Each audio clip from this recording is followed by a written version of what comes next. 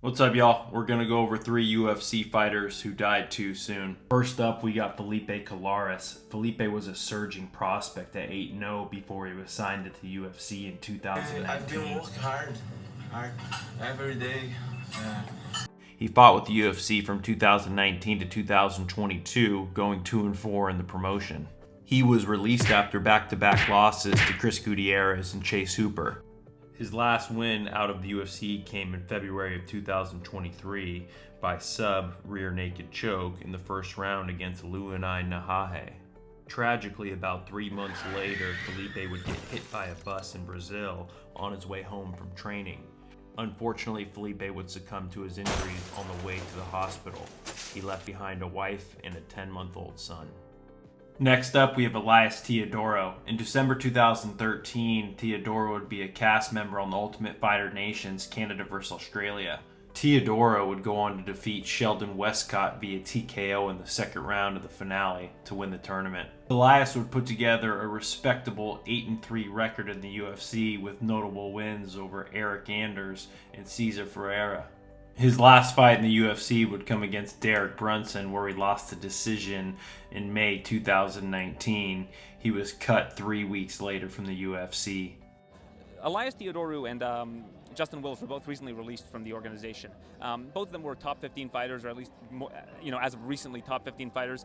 What was the rationale for releasing these guys when they have, such winning records in the promotion? Yeah, well, there's a ton of guys and girls that fight here. We have like 600 people on the roster, and there's always times when we release people and they question, well, why were these people released? I'm looking for people that can break into the top 5 or possibly become world champions. And, I make these decisions. The real question is, ask me how many times I've been wrong. Theodorou would go on to fight 3 more times, winning all 3 fights, 2 by TKO and 1 by decision. He would never fight again. Tragically, on September 11, 2022, Elias Theodorou would pass away from colon cancer. Next, we have Anthony "Rumble" Johnson.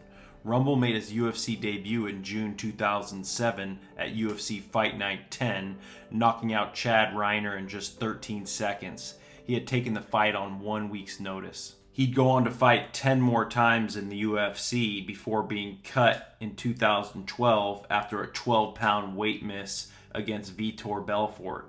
Rumble would have 6 fights outside of the UFC, winning all 6 before being re-signed in April 2014.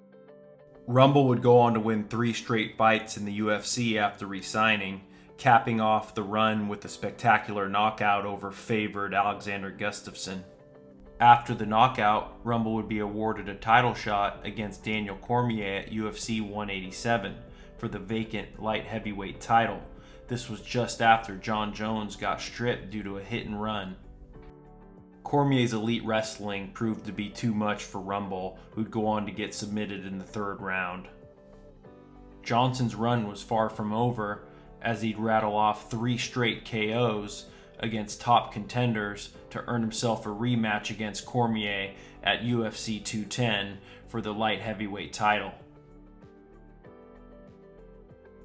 Unfortunately for Johnson, he'd suffer a similar fate as the first matchup, getting rear naked choked in the 2nd round by Cormier. This was Cormier's 3rd title defense. Rumble would go on to announce his retirement after the loss. What better place than to end my career in Buffalo, New York? He would go on to fight 1 more time at Bellator 258, knocking out Jose Barros in the 2nd round. It would be the last fight of Rumble's career. Rumble didn't disclose his illness to the public very often, but after this cryptic social media post, fans knew something was wrong. Sadly, 2 weeks later after the post, on November 13, 2022, Anthony Johnson would succumb to his illness. The cause of death was revealed as non-Hodgkin's lymphoma. We're going to wrap it up there, y'all. Rest in peace to Felipe Colares, Elias Theodorou, and Anthony "Rumble" Johnson. Please like the video and subscribe to the channel. Appreciate it till next time.